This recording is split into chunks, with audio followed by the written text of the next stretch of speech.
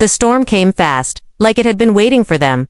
Rain tore through the black forest, turning the narrow hunting paths into rivers of mud. Thunder cracked so close it shook the trees. The pack of huntresses had no choice but to run blind, their cloaks heavy with water, bows useless in the downpour. That was when they saw the hut. It stood alone in a small clearing, made of dark wood and stone, smoke rising softly from its chimney like a promise. No lights, no fence, just a single door, weather-worn but strong. "Shelter," Mara said, her voice sharp but relieved. They rushed toward it just as lightning split the sky. Before they could knock, the door opened. A man stood there. He was tall, broad-shouldered, wearing a simple shirt and worn trousers. His dark hair was tied back, rain already soaking his sleeves. His eyes, calm gray, unreadable, moved over them without fear.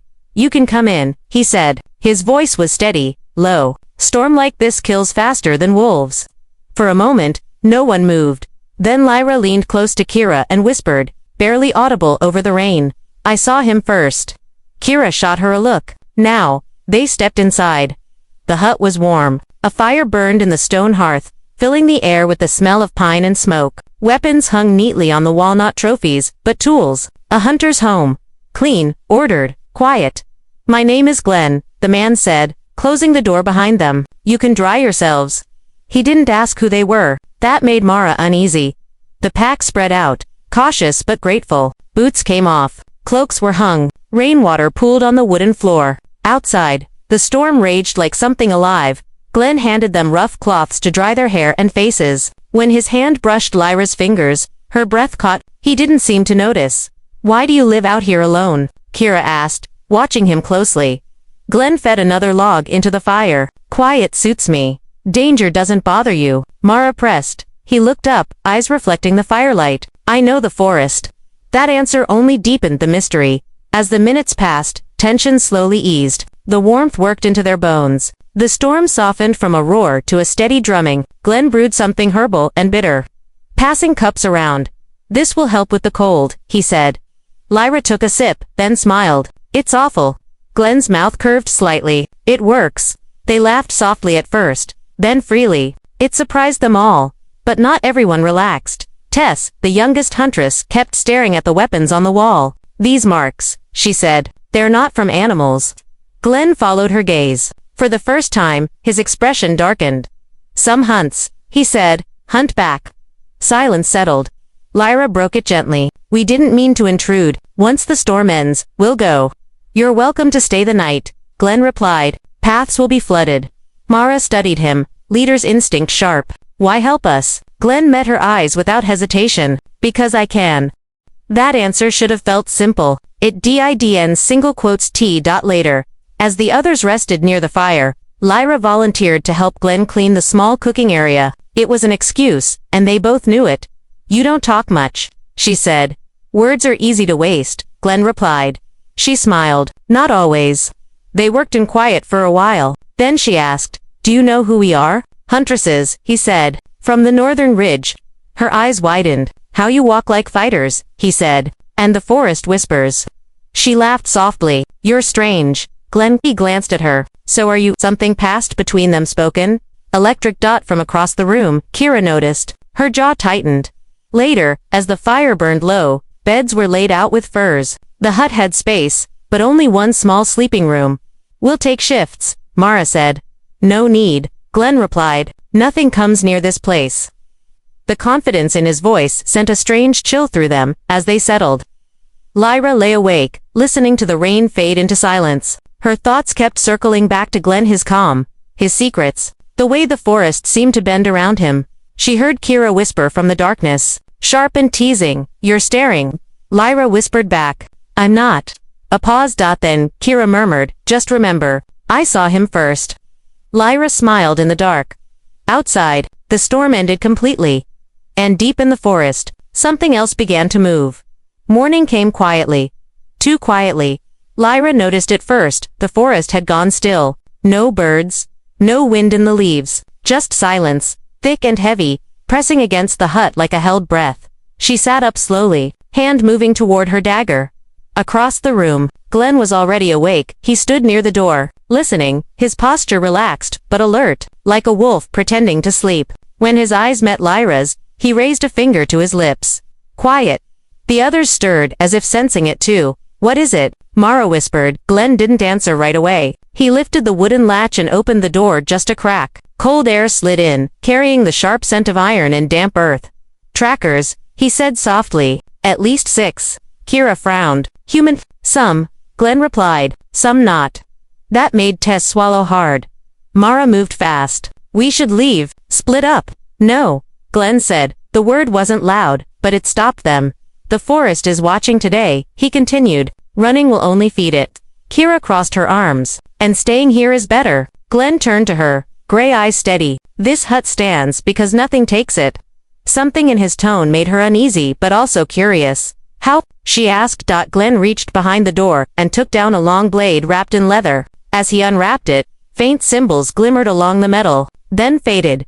Because it's mine. Before anyone could question him further, a sound came from outside branches, snapping, deliberate and close. Mara signaled the pack into positions, bows raised. Glenn moved past them. Calm as ever, and stepped outside. Glenn, Lyra hissed. He didn't stop. The forest clearing was empty at first. Then shapes emerged from the trees, figures cloaked in dark hides, faces masked with bone and ash. One of them sniffed the air like an animal. A hunter spoke, voice rough. You shelter prey, woodsman. Glenn rested the blade on his shoulder. You trespass. A low laugh. You hide alone now. The forest forgot your name. For the first time, Glenn smiled. No, he said. It remembers. The ground trembled. Roots burst from the soil, twisting like living things. One tracker screamed as the earth wrapped around his legs and dragged him down. Another fired an arrow. It never reached Glenn. The air itself bent, snapping the shaft in half. From the hut doorway, the Huntresses stared in shock. He's not human, Tess whispered. Glenn moved like a shadow, fast, precise. His blade never struck wildly. Each motion was controlled. Final. Within moments, the clearing was silent again. Too silent. Glenn wiped the blade clean on the grass. The symbols along it faded once more. When he turned back, the Huntresses were staring at him differently, now not as a stranger, but as something dangerous and powerful. Mara lowered her bow. What are you? Glenn met her gaze. A man who stayed. That's not an answer, Kira said, though her voice lacked its usual sharpness. The forest chooses some people, Glenn continued. Most leave. Some die. A few. Listen. Lyra stepped closer. And you. I listened, he said. Something warm and fierce stirred in her chest. Kira noticed and didn't like it. So you're bound to this place, Kira said. That's why you live alone. Yes, and if we stay. She pressed. Glenn looked at them carefully. Then you're under my protection. Mara considered. Leaving now meant crossing open ground with enemies still nearby. Staying meant trusting a man tied to something ancient and wild. She nodded. We stay.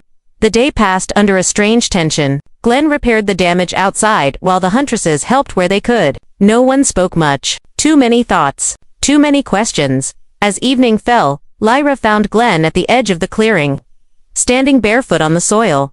You feel it too, don't you? He said without turning. The forest? She asked. Yes. She hesitated, then nodded. It feels alive, like it's watching us breathe. Glenn glanced at her, surprised. Most people never feel that. They stood together in silence. From behind them, Kira watched, jaw tight. Later that night, after a simple meal, Kira cornered Glenn near the fire. You're dangerous, she said bluntly. So are you, he replied. She smiled, but there was tension in it. Lyra gets attached, easily. Glenn didn't respond. That makes people weak, Kira continued. Or strong, he said quietly. Their eyes locked, challenge meeting calm. Across the room, Lyra felt it, that pull between them, sharp and uncomfortable. Mara clapped her hands once. Enough. We sleep. But sleep didn't come easily. Lyra dreamed of roots wrapping around her ankles, not to trap her, but to hold her steady as the world shook. Kira dreamed of standing alone in the clearing, the forest turning its back on her, and Glenn dreamed of blood on leaves and a choice he had been avoiding for years. Near midnight, he woke suddenly. The forest screamed. Not in sound but in fear. Glenn was on his feet instantly. They've come back, he said, and this time, they brought something old. The ground outside began to pulse, slow and heavy, like a heartbeat. Mara reached for her bow. What kind of something? Glenn looked at them, expression grim. The kind, he said, That doesn't stop hunting once it knows your name. The hut shook, and somewhere in the darkness, a voice whispered not in words, but in hunger. The heartbeat beneath the ground grew louder. Thump, thump, thump.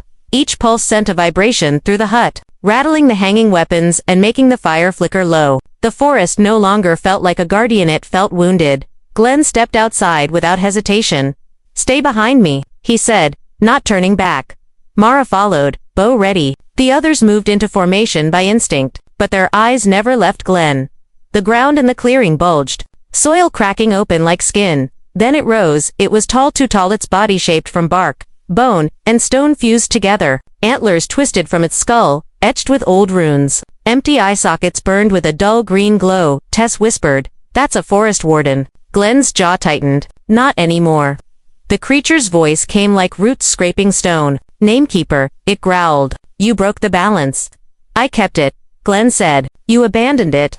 The warden slammed its staff into the earth. Vines exploded outward, wrapping around the huntress's legs. Kira sliced free, pulling Tess with her. Lyra was slower. The vines caught her ankle and yanked her down hard. "Lyra!" Kira shouted, reaching for her. But Glenn was already there. He plunged his blade into the ground. Light flared, and the vines recoiled like burned flesh. Glenn pulled Lyra to her feet, holding her a moment longer than necessary. "Stay close," he said softly. Kira saw it, and something inside her snapped. The warden roared, summoning twisted beasts from the tree-lined shadows shaped like wolves, eyes glowing with hunger. "Protect the hut," Mara commanded. Arrows flew. Steel clashed. The huntresses fought with everything they had, but the forest itself turned against them. Roots tripped them. Branches clawed at their arms. Glenn stepped forward, raising his blade high. The symbols along it burned bright now, no longer fading. "I gave you my years," he said to the warden. "My blood, my name." The creature loomed closer. "And you choose them?" Glenn didn't look back, but Lyra felt the answer. "Yes." The ground split. A wave of force blasted outward, throwing enemies and allies alike. Glenn drove the blade into the earth, and the forest answered not with rage, but with recognition. Old trees bent, stones lifted. The clearing became a circle of standing roots and light. The shadow beast dissolved into ashdot. The warden staggered. "You cannot leave," it hissed. "You are bound." Glenn rose slowly. Blood ran from a cut on his brow. He said, "Not anymore." Lyra stepped beside him, ignoring Mara's shout. "Then take us with you." The warden turned its hollow gaze on her. "Human, you would tie your fate to his." She didn't hesitate. "Yes." Kira froze. "No," she said sharply. "Lyra," but it was too late. The forest surged one final time, then fell silent. The warden cracked, bark splitting, stone crumbling. With a final echoing groan, it collapsed into the soil, roots pulling it back into the earth as if it had never been. Morning light broke through the canopy. Birds sang. The forest breathed again. Glenn dropped to one knee. Lyra caught him. For a moment, no one spoke. Then Mara approached, bow lowered. "What happens now?" Glenn looked around at the hut, the clearing, the trees that had been his world. "I can leave," he said quietly. "The bond is broken." Kira laughed once, bitter. "So that's it. You walk away." Glenn met her eyes. "This place doesn't need a keeper anymore." Her anger faltered. Beneath it was something else, hurt. Lyra stepped back, giving them space. Kira exhaled slowly. "I saw him first," she said. "Guess that doesn't mean I get him." Glenn shook his head. "This isn't about choosing between you." Kira met his gaze. "Isn't it?" A long silence passed. Then Mara spoke. "We're heading south. The border towns need hunters." Glenn nodded. "I'll go with you." Lyra's heart leaped. Kira watched them, then finally smiled. "Small real. Someone has to keep you from getting soft. Forest man." He almost laughed. They burned the hut at dawn, not in mourning, but in release. Smoke rose straight into the sky, and the forest did not protest as they walked away. Lyra felt the ground no longer tug at Glenn's steps. He was free. At the ridge, Glenn stopped and looked back one last time. "Do you regret it?" Lyra asked. He took her hand, warm and steady. "No." Behind them, Kira watched, acceptance settling like a quiet scar. Ahead, the road stretched wide and unknown, and for the first time in many years, the forest let Glenn go, not as its keeper, but as a man who chose his own hunt.